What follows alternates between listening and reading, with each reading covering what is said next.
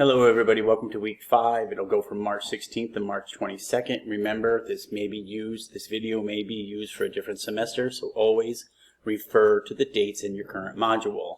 So here, the overview, the objectives, and the outcomes. You are looking at them now.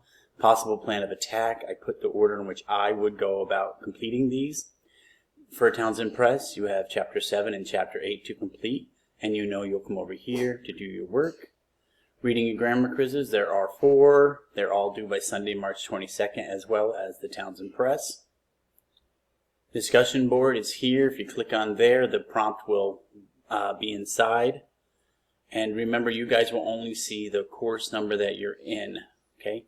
I have 4 courses in one Canvas shell, but I have to separate the students by each.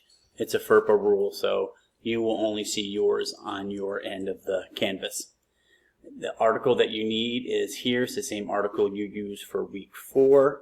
And then you're going to submit your initial post here by Wednesday, March 18th, as well as, this should say March 22nd, as well as putting your, pasting it into the discussion board thread here. And you'll do that by March 18th. And then again, you'll have till March 22nd. I'll change that in order to complete the 4 discussion board responses. So the initial discussion board post, click here so I can grade it on the 18th, and then put it here in the discussion board so other people can respond to it by Sunday night. Optional discussion board, take a look at your, I'll open it actually. Take a look at your week 4. I graded those very, not hard, but I picked out a lot of things that I want you to change. That's why I'm giving you a rewrite for this. So you're going to rewrite the work for, you're going to rewrite it. If your week 4 discussion board was flagged, I'll change that to 4. Remember, I'm moving stuff around, trying to make it easier. I'm trying to spread the work out. I used to have too much, I think, for week 2 and 3. Anyway, the week 4 discussion board post, take a look at it, look at the feedback. If you want to do this optional rewrite, that's fine.